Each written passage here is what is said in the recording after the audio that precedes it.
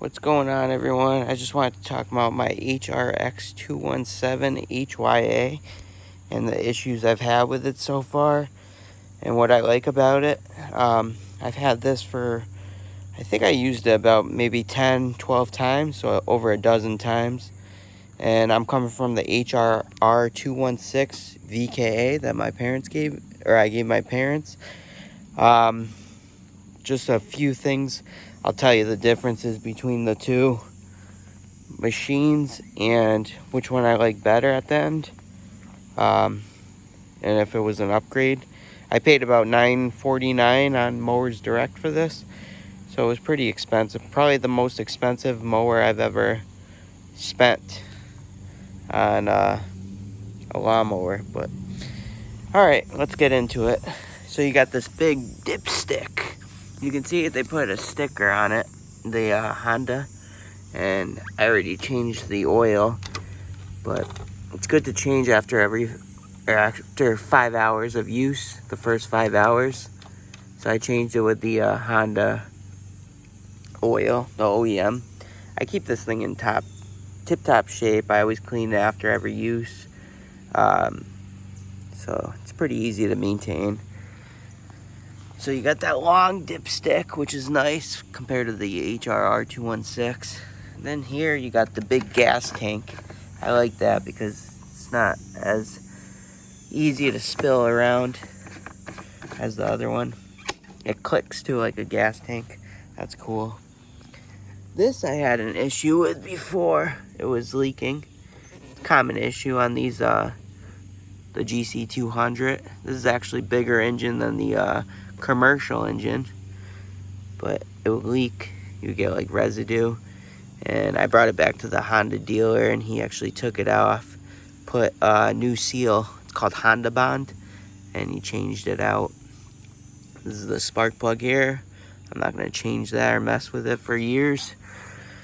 You're supposed to change after every year or so.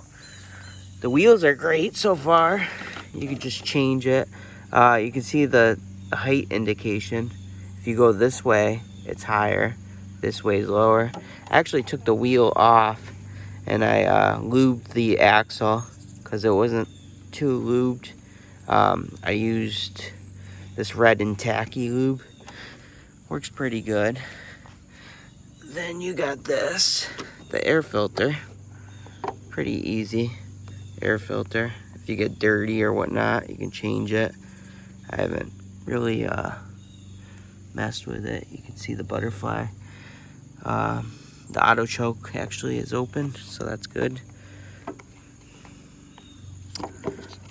So this just clips at the bottom. You can see the bottom right here. Oop. Let me see if I can do this with the camera on. That just clips in. You can hear it click. See how it clicks and clicks? My other one was kind of breaking off the clips. After a while it breaks off. Then you got a sticker here showing gas on and gas off. If you go like this, the gas is on. If you go like this, the gas is off. Because you can see the gas line right here. So when it's perpendicular, it shuts it off. When you want it off, you want to tilt it. And you can go underneath, clean it, do your thing.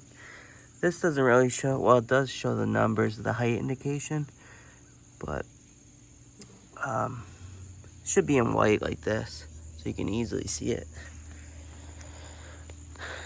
This is the 4-in-1, because you can change this, which changes this.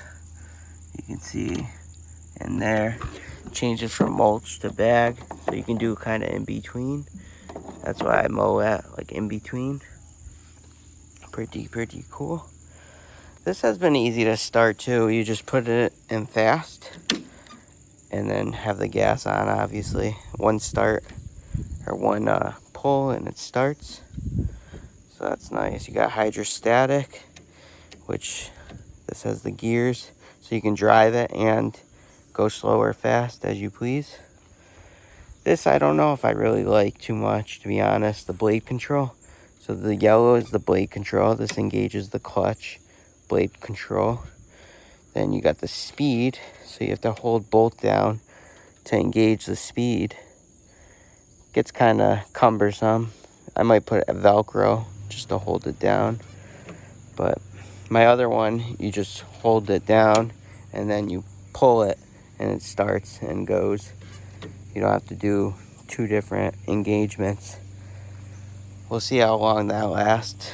I hope it lasts a long time, but we shall see. You got these bigger wheels on here.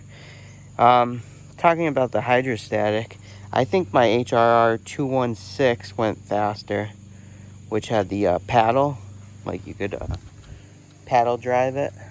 It wasn't the hydrostatic, but so far, well, this is heavier too compared to the HRR216, so it's kind of hard to like move around and stuff, especially if you're older and stuff.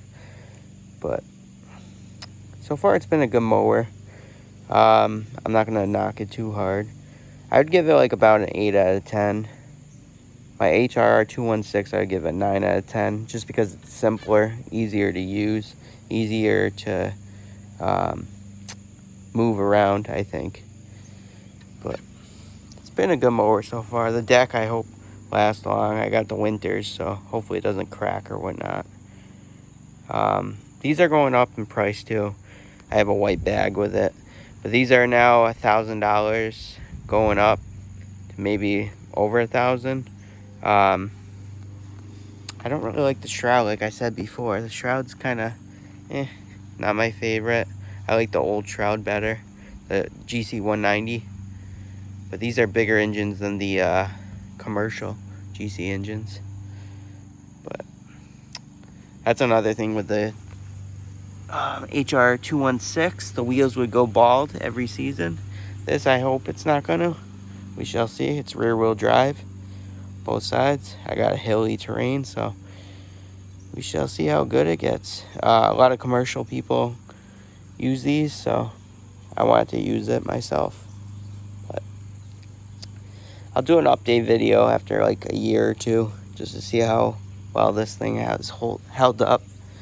As long as you change the air filter, spark plug once every maybe 3 years. It said, the manual says every year.